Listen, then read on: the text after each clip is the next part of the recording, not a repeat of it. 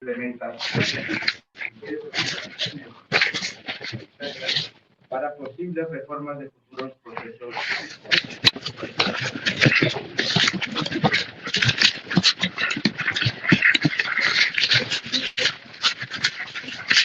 En este mismo lugar, dentro de los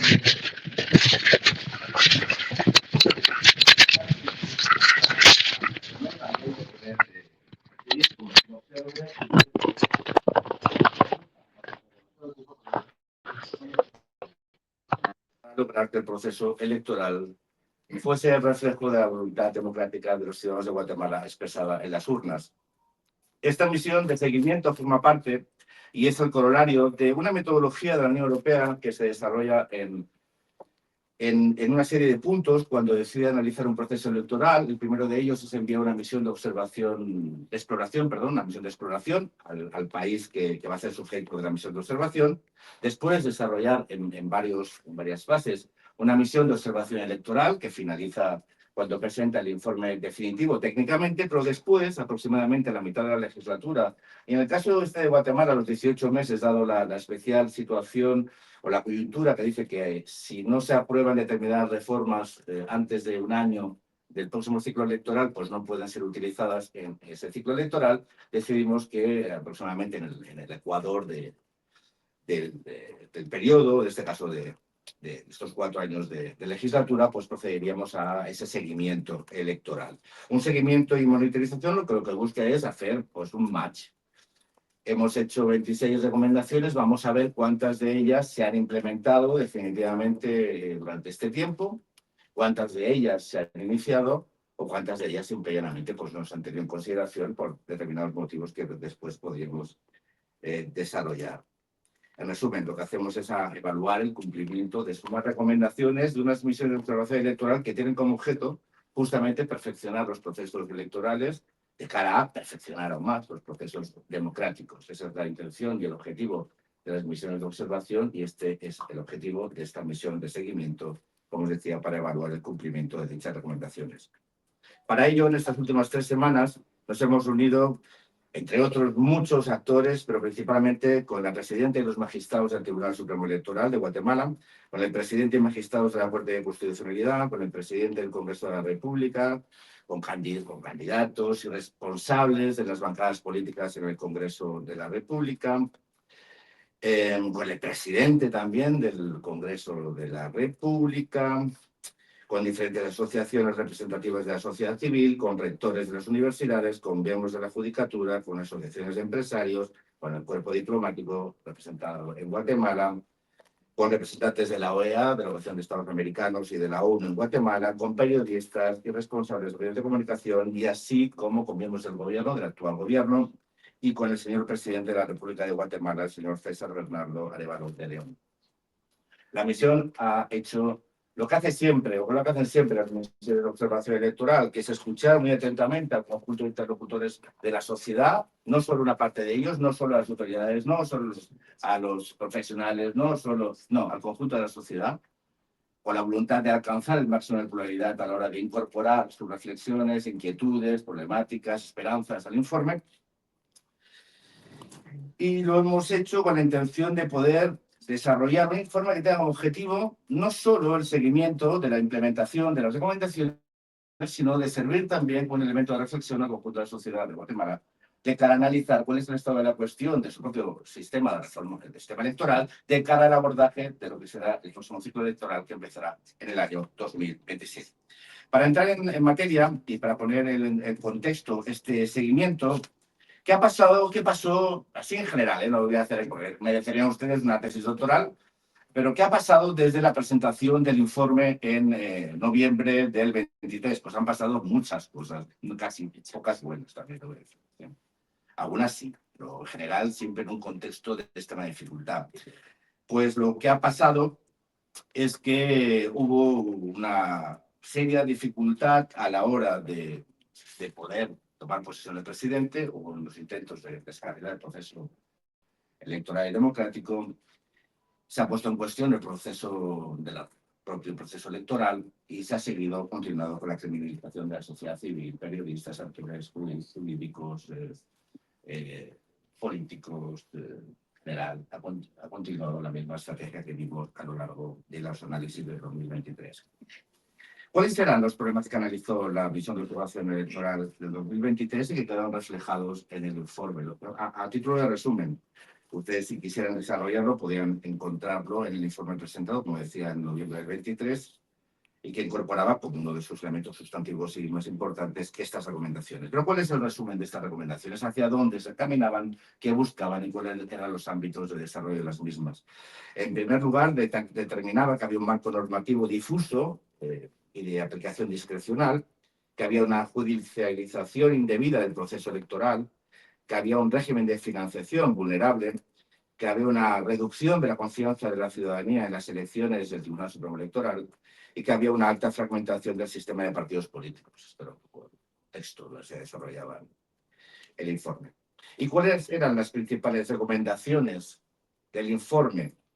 Uno, el necesario fortalecimiento del marco legal electoral, el refuerzo de la independencia y capacidad del Tribunal Supremo Electoral, la mejora de la transparencia en el financiamiento político, el fortalecimiento del sistema judicial electoral, la garantía de la participación efectiva de los pueblos indígenas, la mejora del registro de votantes, la accesibilidad para personas con discapacidad, el fortalecimiento de la observación electoral, el desarrollo de la educación cívica y electoral y la prevención de la violencia electoral.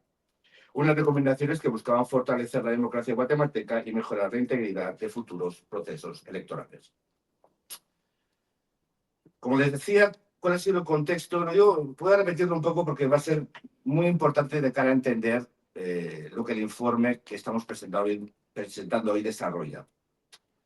El contexto político derivado de las elecciones del 23 ha sido de una crisis postelectoral muy severa, con intentos de impugnar los resultados y retrasar la transición, lo que generó una crisis institucional que se extendió hasta enero del 24. Un cambio de gobierno, el señor Bernardo Arévalo asumió la presidencia en enero del 24 tras meses de incertidumbre política. Y todo ello en un contexto donde se continuó la estrategia de deslegitimización del proceso electoral de 2023 y de sus resultados por parte del Ministerio Público bajo las directrices de Consuelo Porras, Freire Orellana, entre otros, ambos sancionados por Estados Unidos, la Unión Europea, el Reino Unido, por socavar la democracia y el Estado de Derecho. Acusaciones gravísimas que no son más que reflejo de sus actuaciones. Y todo ello lo hacían a través de una estrategia que busca atemorizar, coaccionar, presionar y perseguir, violando los derechos fundamentales de los actores democráticos mediante la incoación de casos judiciales que violan sistemáticamente los derechos fundamentales y el debido proceso en Guatemala. Es muy importante señalar que la implementación de las recomendaciones que tenemos prevista que requieren no solo voluntad política, sino un contexto judicial que permita que la voluntad expresada por los ciudadanos a través de las urnas, la geometría política y las modificaciones legales encuentren un amparo en el contexto judicial, cosa que desgraciadamente no detectamos. ¿Cuáles son las principales conclusiones de este informe de seguimiento? Pues desgraciadamente tengo que dar primero una mala noticia, pero después intentaré contextualizarla, porque como les decía, queremos que este informe sea constructivo. Pero hay que llamar a las cosas o definir las cosas con claridad. Nosotros hicimos de la misión de observación y de su informe, lo construimos con la voluntad de hablar claro, de dejar las cosas claras. Y aquí también lo vamos a hacer. Bueno, pues hasta la fecha de las 26 recomendaciones del informe de la misión de observación electoral de la Unión Europea en 2023 en Guatemala, tengo que decir que desgraciadamente no se ha implementado ninguna. O sea, de 26, ninguna. A pesar de ello, se han producido algunos avances en 3 de ellas. Yo diría en 2 más 1, pero igual, en 3.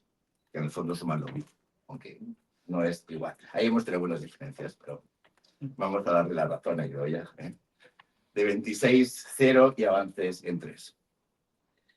A pesar de ello, y después de hablar mucho con los diferentes operadores políticos y también técnicos, judiciales y electorales, Creemos que existe la voluntad de reanudar un diálogo para implementar las reformas prioritarias que respondan a recomendaciones a tiempo para su aplicación en el año 2027. Este yo creo que ha sido un poco el mejor dato o la mejor información que nos llevamos de estas semanas, que a pesar de las dificultades, a pesar también de las dificultades que tienen la implementación de algunas recomendaciones. Recordemos que la modificación de la ley electoral y de partidos en Guatemala requiere 2/3 del Congreso, que requiere después de una aprobación del Tribunal Constitucional. Que algunas modificaciones constitucionales también requieren 2/3 del Congreso y que somos conscientes de que en un contexto político atomizado y con seguramente agendas legislativas que no incorporan la reforma electoral y de partidos como sus prioridades, que es difícil, pero entendemos que 18 meses después de un contexto tan convulso y que ha derivado de una situación política como mínimo fragmentada y no sé si explosiva, pero sí como mínimo excitada, es difícil implementar con estas mayorías reforzadas algunas de las recomendaciones. Sin embargo, algunas de las recomendaciones que eran de índole muy técnico, muy administrativo, y que recaían especialmente del Tribunal Supremo Electoral, no ser implementado probablemente por una parálisis del órgano que también denunciamos en nuestro informe. En segundo lugar, queremos decir que la proliferación de casos contra el Tribunal Supremo Electoral, promovidos por los operadores de justicia, principalmente el Ministerio Público, han afectado seriamente la funcionalidad del órgano electoral y, en consecuencia, la planificación de las elecciones de 2027 y la implementación de las recomendaciones que les decía. Es decir, algunas recomendaciones puede ser sido sencillo implementar, pero es decir, técnicamente el contexto que vive el Tribunal Supremo Electoral pues, ha hecho difícil su implementación. Como decía, hay que recordar que el Ministerio Público continúa su estrategia de indemnización, que tiene como objetivo amedrentar a los actores y operadores políticos, jurídicos, miembros de la sociedad civil, observadores electorales, responsables de los pueblos ancestrales, periodistas y, en definitiva, todo aquel que sea un defensor del marco democrático en Guatemala. La intención es clara, extender el miedo a consecuencias penales que paralicen, silencien a los defensores de la democracia. En tercer lugar, los conflictos internos entre la presidencia del TSE y los magistrados suplentes han limitado también el funcionamiento normal del Pleno de Magistrados y, por ende, la emisión de instrucciones operativas que permitan avanzar tanto en el cumplimiento de las funciones de la autoridad electoral como en las propias recomendaciones.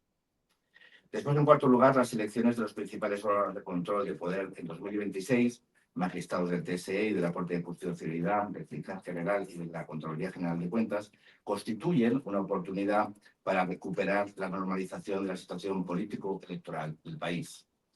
En quinto lugar, constatamos que Guatemala está atravesando una crisis profunda en su sistema de partidos políticos. Independientemente de su ideología o visión nacional, las organizaciones políticas muestran una debilidad ideológica con estructuras precarias y una escasa conexión de sus cuadros electos y la ciudadanía. Esta debilidad se pone de manifiesto en la formación y desaparición continua de partidos políticos y el uso de partidos como meros vehículos electorales, muchas veces personalistas o como respuesta a intereses de actores, digamos, por decirlo de una forma suave, criminales. Sexto, la expansión del crimen organizado y las complejas estructuras de corrupción existentes en el país, en sus diferentes formas, suponen un gran peligro para la equidad en la contienda y la integridad de futuros procesos electorales. Séptimo, el ejercicio de la política se ha visto afectado por la desinformación. Si bien este no es un fenómeno nuevo, el carácter extendido ha alcanzado y lo pone en el centro del debate político electoral.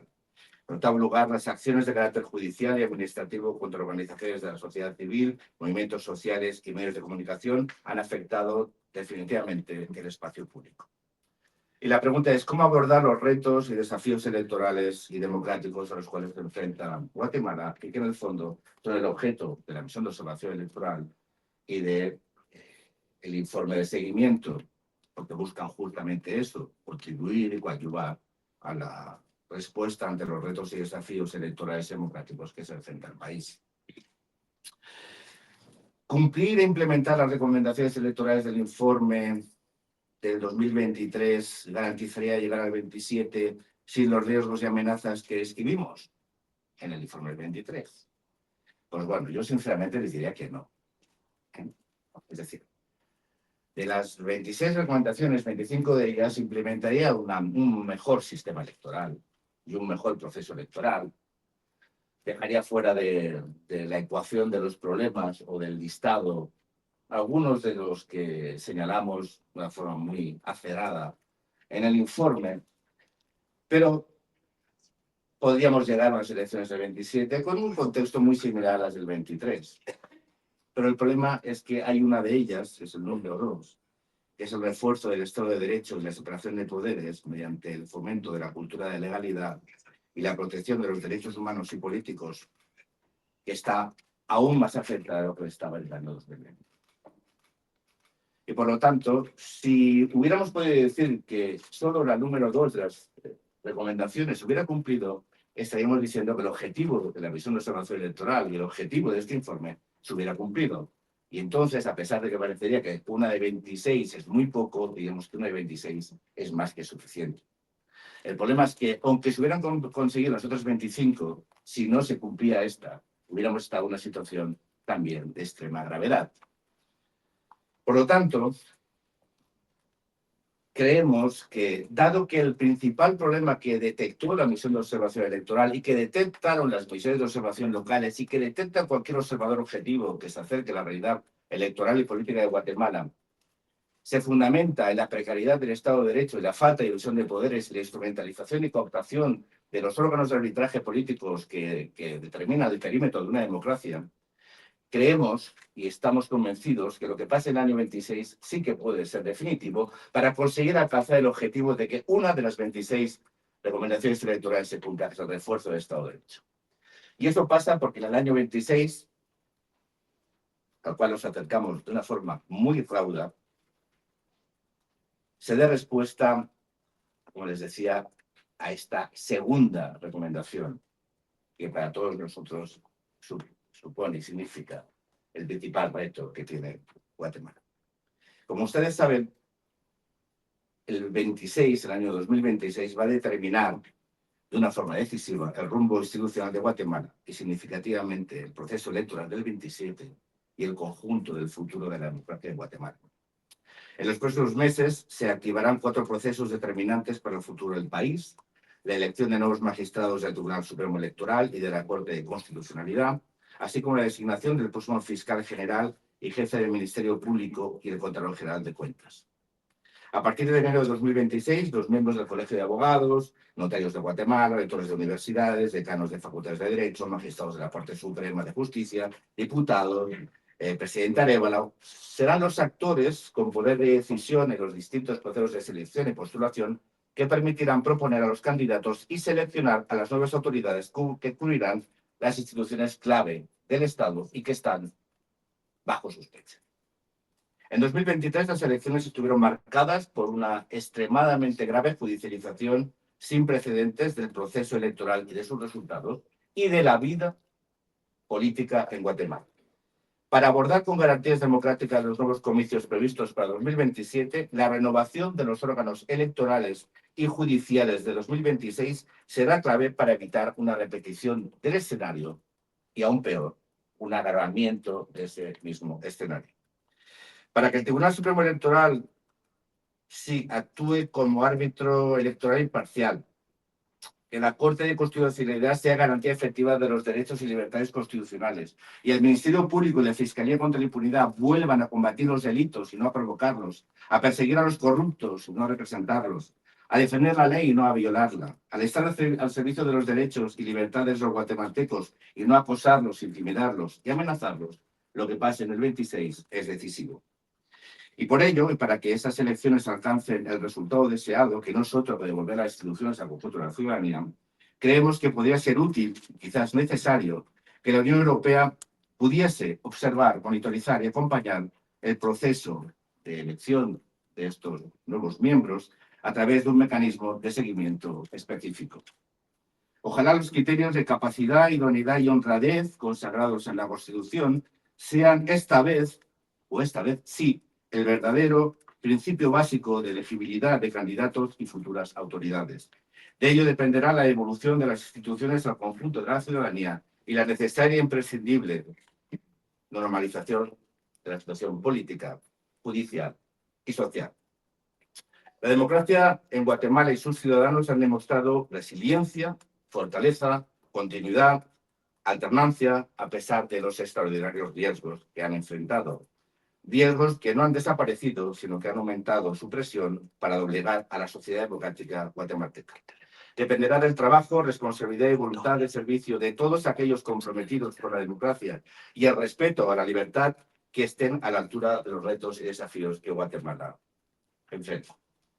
Y para concluir, simplemente un mensaje que da respuesta a una de las frases, reflexiones o peticiones que vivimos durante la misión de observación electoral, que nos decía, no nos dejen solos. Les quiero decir que la Unión Europea les acompañará en este camino y estará siempre con ustedes a su lado. Muchas gracias. Si tienen ustedes alguna pregunta, estaré encantado de responder.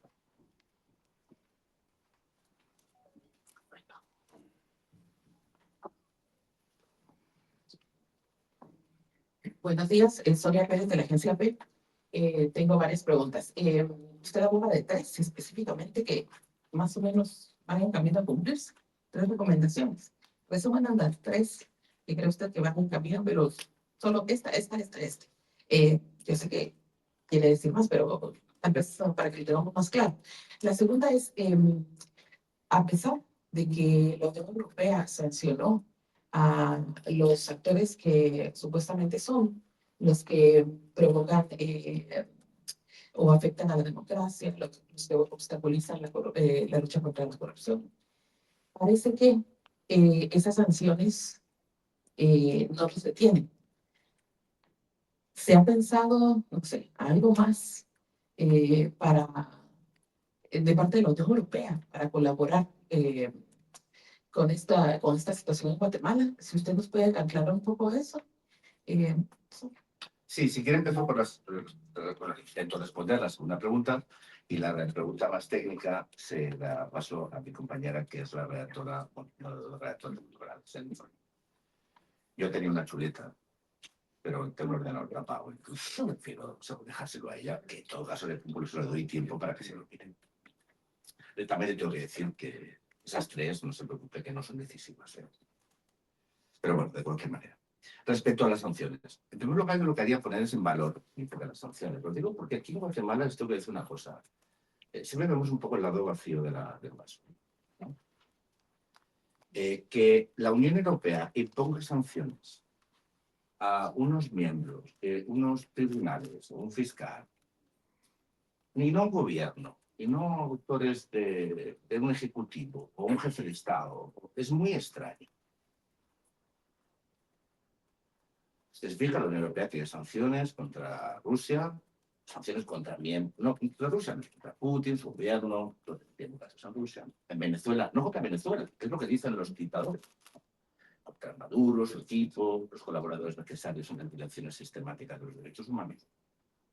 Pero generalmente no se establece un régimen de sanción tan serio sobre tantas personas en un país democrático. Extraño. Y menos aún en operadores de justicia. Por lo tanto, yo creo que hay que destacar que la Unión Europea sancionó operadores de justicia vigentes, actualmente es fiscal general del Estado y actualmente está en la FECI. Es decir, que actualmente el país está ocupando una cosa tan importante como el fiscal general del Estado. Y a pesar de ello, la Unión Europea los incorpora a una lista de personas sancionadas por la Unión Europea como actores antidemocráticos. Entonces yo casi me quedaría ahí. Porque eso es muy importante. Y que es efectivo, es efectivísimo. Es más, seguramente una parte importante de las cosas o del agravamiento que está viviendo la situación de presión y acoso, intimidación, para sembrar el miedo desde estos órganos, son fruto de una cierta desesperación.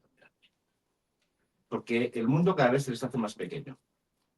Y a lo mejor en breve todavía se les va a hacer más. Y a lo mejor a más gente. Por lo tanto, yo estaría muy contento y satisfecho, primero, de que exista esa lista y segundo, del resultado que está teniendo. Le paso la palabra a mi compañera. Sí, hola. Las tres recomendaciones en las que se ha avanzado un poco, una de ellas es con respecto a la participación de la mujer, ¿no? Una de las recomendaciones hablaba de ir hacia el camino de la paridad y la alternancia. Esto no está incluido en el dictamen que aprobó la Comisión de Asuntos Electorales del Congreso, pero bueno, el TSE ha tomado una iniciativa de pues, organizar unas mesas, cuyo tema principal es la violencia política contra la mujer, con el ánimo de que, bueno, pues si se mejora la situación de la violencia política contra la mujer, las mujeres estarían más animadas a participar en cargos electos. La otra es sobre, bueno, mecanismos para de control del financiamiento de los partidos políticos.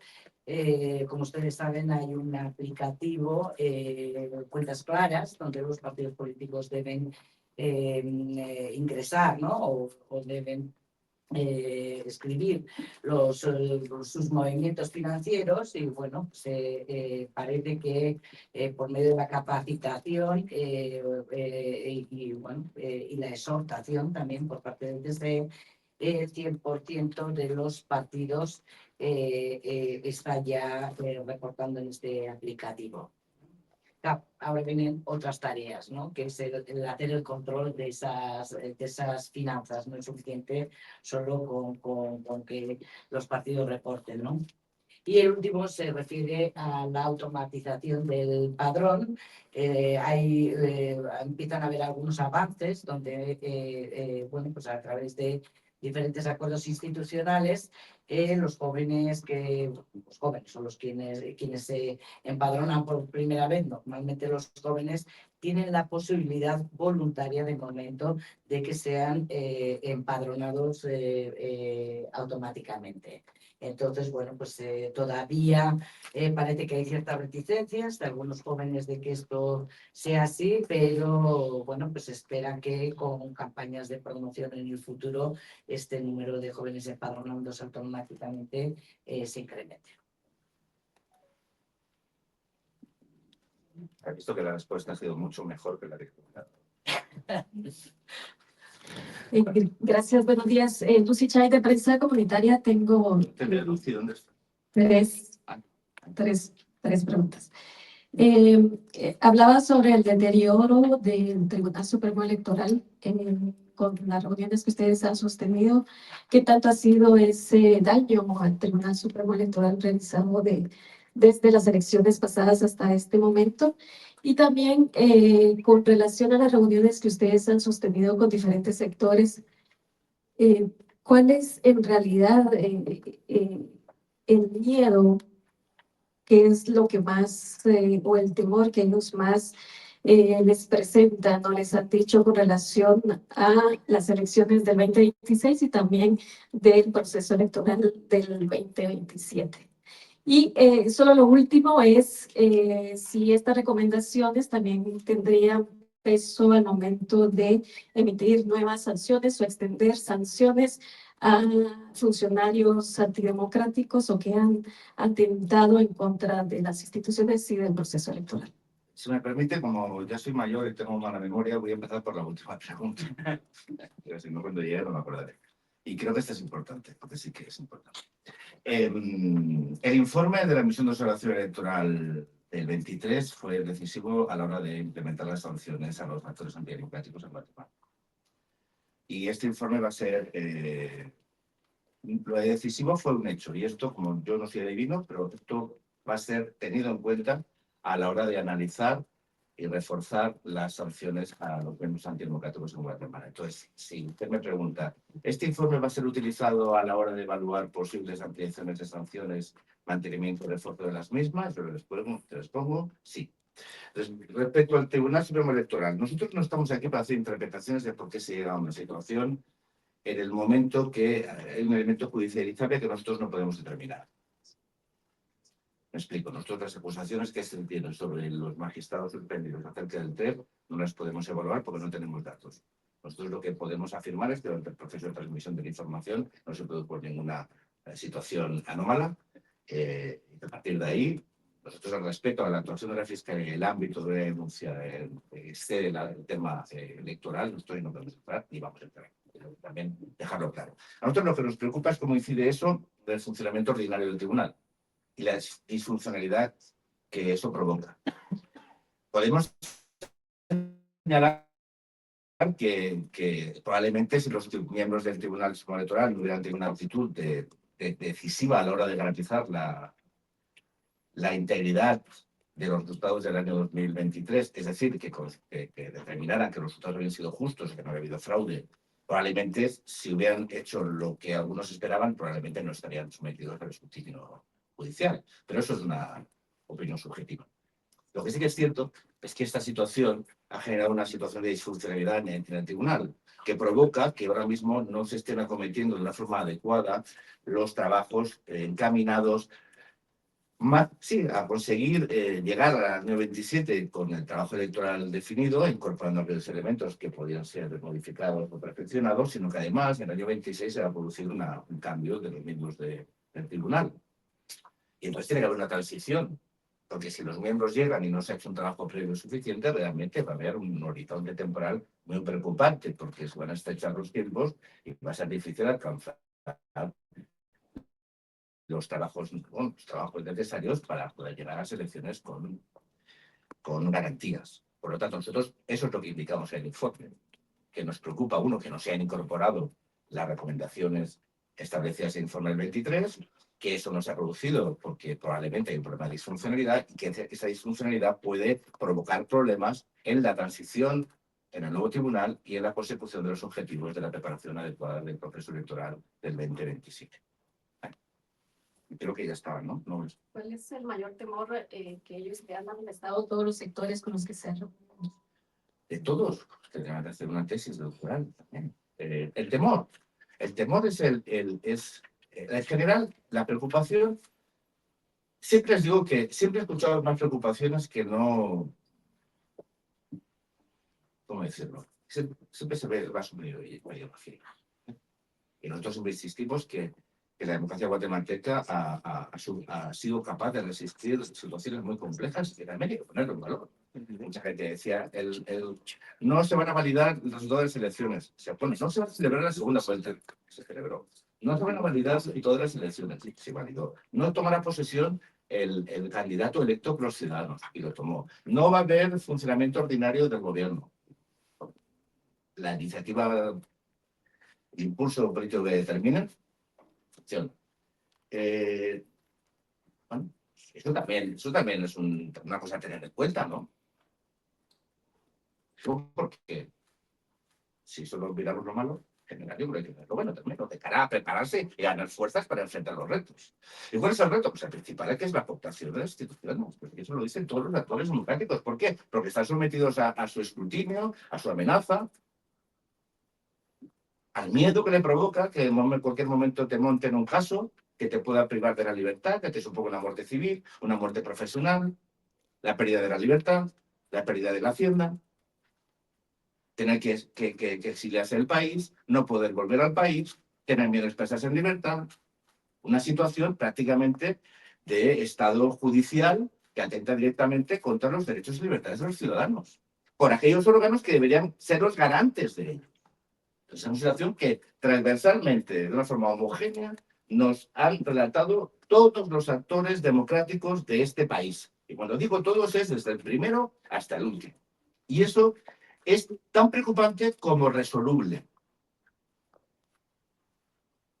Que en el año 2026 los miembros que integran los órganos que determinan y garantizan los derechos y libertades de los ciudadanos estén compuestos por personas que rindan el honor a la altísima magistratura que van a desarrollar, que es estar al servicio del conjunto de los ciudadanos y amparar y defender las leyes y no actuar y maniobrar con ellas contra ellos. Ese es el principal reto que tiene en este caso Guatemala. Y es un reto muy importante, pero repito, que tiene un horizonte temporal, que es el 2026, que requiere que todos aquellos actores democráticos del país sumen fuerzas para dar respuesta a este problema, que en el fondo dará respuesta al problema principal que tiene la democracia de Guatemala, que es el acoso de aquellos que quieren liquidar. Ese es un poco el miedo. Y miedo literal. Y en una democracia no se debe vivir con miedo. Lo que diferencia una democracia de una dictadura es que los ciudadanos no viven con miedo y que no tienen miedo a expresar su opinión y que no tienen miedo a denunciar y criticar al poder y que no tienen miedo a vivir con plenitud su ciudadanía. Eso es lo que diferencia una dictadura de una democracia. Hay democracias formales que actúan como dictaduras y nosotros queremos colaborar y contribuir a poco la ciudadanía. Aquí. ¿Qué más? Distribución de poder mediante la cultura de legalidad y protección de derechos. ¿Por qué reforzar esta recomendación? Digamos, en las otras hay como cuestiones más específicas como las reformas, ¿por qué esa resulta siendo tan esencial? Pues porque esa no defiende solo, porque esa depende de una cosa que no se puede reglamentar ni regular. El problema de Guatemala no es su falta de leyes, no es su falta de un marco constitucional, no es su falta de unos organismos, es el uso o el mal uso o el desprecio de esos, y eso requiere una actitud, evidentemente de mejoras, perfeccionamientos, ajustes, para que ese sistema mejore y se adapte a las circunstancias de los cambios de la sociedad. Pero eso le pasa a Guatemala y a todos los países. El de verdad es un problema más de fondo. Este refuerzo no depende de regulaciones específicas, o desde luego no, decisivamente no depende de ellas, sino de una comprensión cultural de que las reglas de juego se tienen que cumplir. Y yo lo decía en la misión de observación electoral, que el árbitro no puede ser arbitrario. Y eso, cuando existe una especie de sistema circular donde la violación de la ley se ampara a través de mecanismos del arbitrio público, es decir, cuando un ministerio público comete una ilegalidad y desde la Corte de Constitucionalidad, lejos de criticar, la ampara, pues hay un problema. Porque se usan unos instrumentos que tienen como objetivo defender la ley para violarla, defender los derechos y libertades para acosarlos, como les he dicho antes, de una forma bastante extensa. Por lo tanto, eso es muy importante y por eso les decía que con eso, todo lo demás va por sí. Con voluntad política, diálogo. Pero es que el problema aquí no es un problema solo de diálogo político, no es un problema de voluntad política, no es un problema, no, es un problema de que hay un contexto donde hay una persecución, y repito, como decía antes, hay miedo a expresar libremente la opinión, hay miedo de postularse, por ejemplo, unas listas para el año 26, por miedo a poder, porque ya hay listas circulando diciendo, que cuidado con lo que te va a pasar el día después. Eso no se puede permitir. Y el problema es que esas listas en el pasado se han ejecutado. Y cuando alguien amenaza en redes sociales y dice estos nombres van a ser procesados, acaban siendo procesados. Y cuando dice, cuando estás en esta lista acabarás teniendo consecuencias, las acaba teniendo.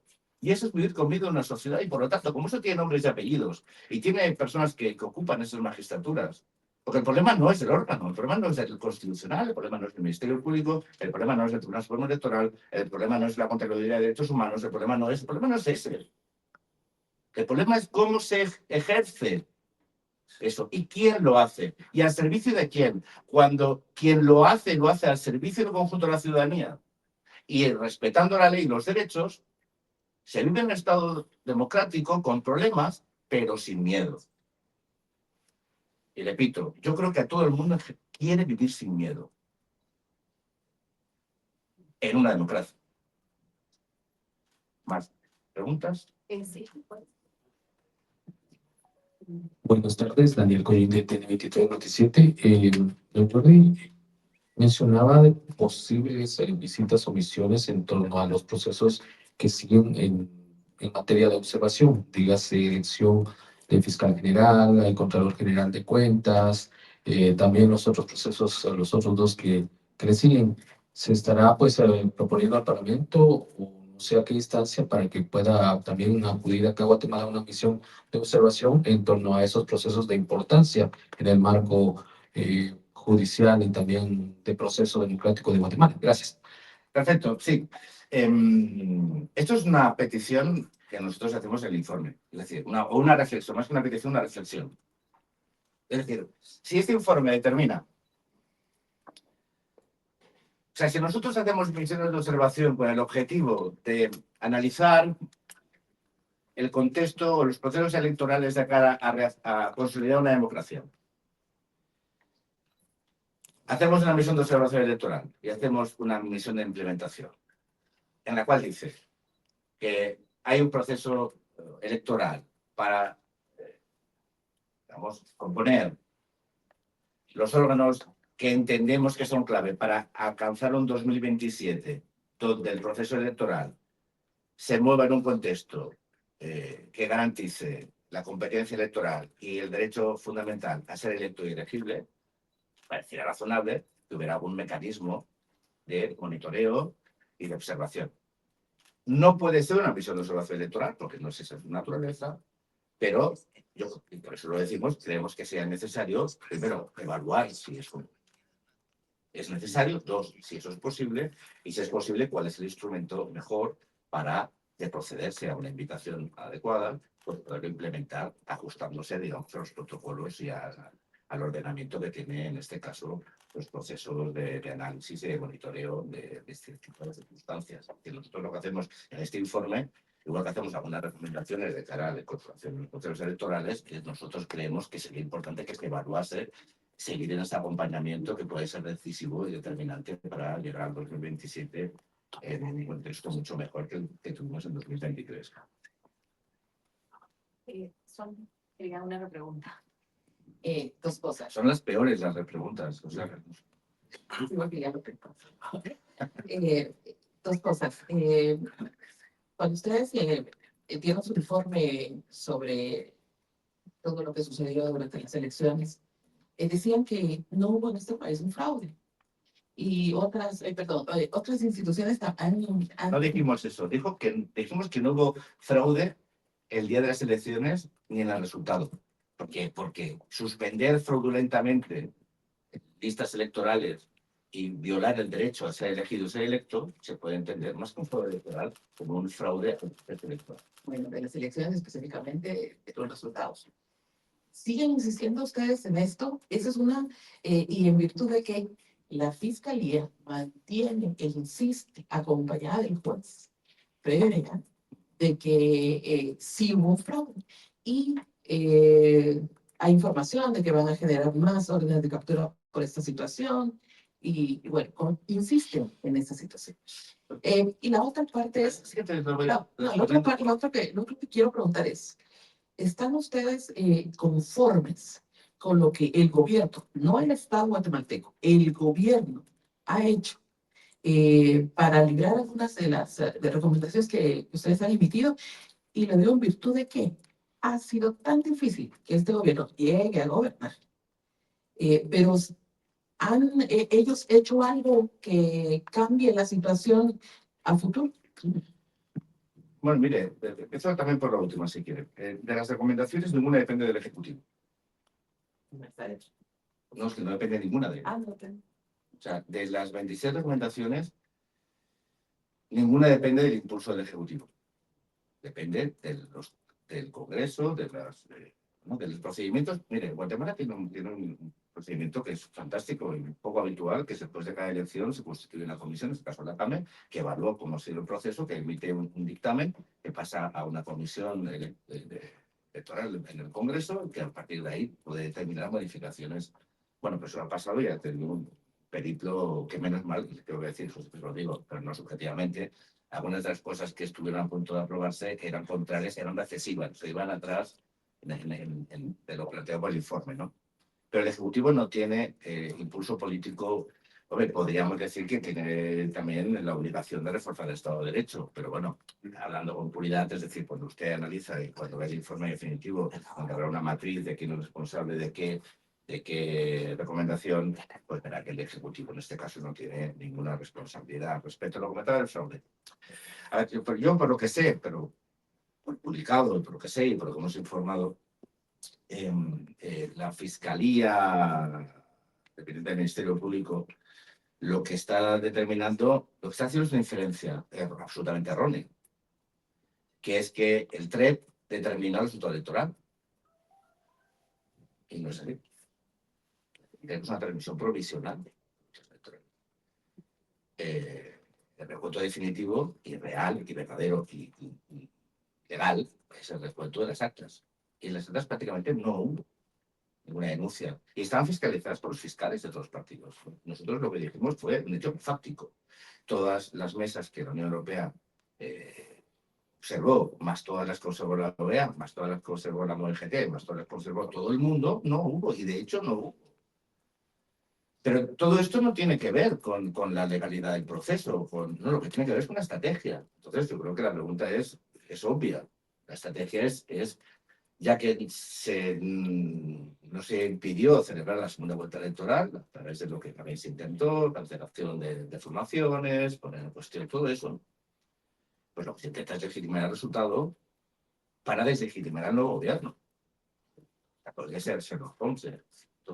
Pero como no tiene nada que ver con la legalidad de esto, lo que tiene que ver es una instrucción de alguien para que se haga esto, para que se suspenda o que se viole la voluntad popular, pues yo creo que a la justicia hay que tener en tanto respeto que esto hay que señalarlo que está fuera del paraguas de la justicia. Esto es una estrategia que tiene como objetivo buscar una excusa y un argumento para seguir alimentando una narrativa de fraude electoral y por lo tanto, como derivada y como corolario, de fraude en la elección del actual presidente y de su tipo de gobierno.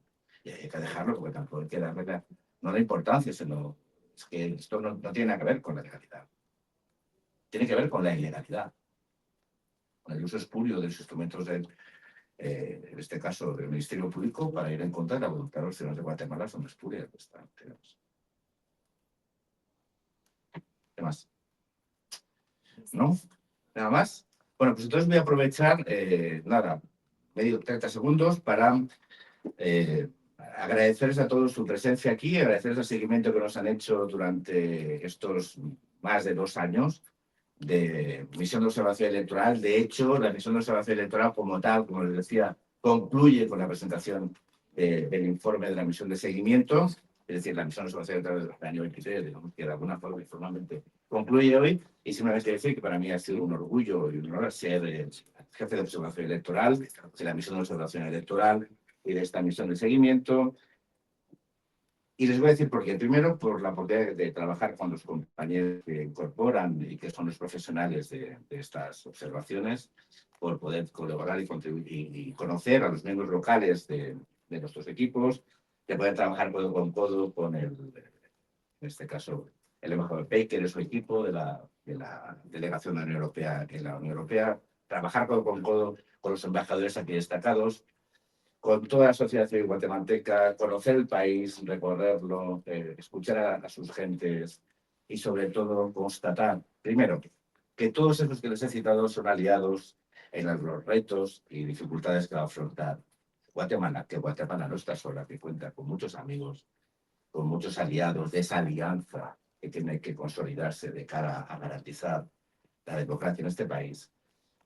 Que la ciudadanía de Guatemala ha sido, es y será la clave para que la democracia en Guatemala no se vea acosada por sus enemigos.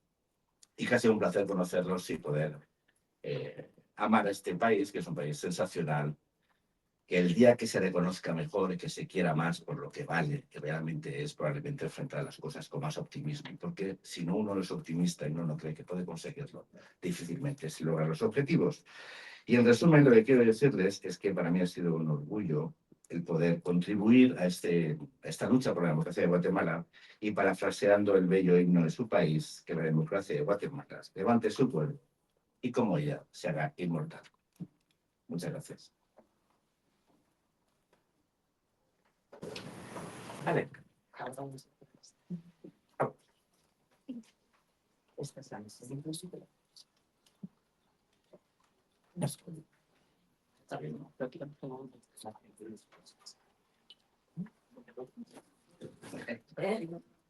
Gracias. Ahorita. No te dejes alguno me río.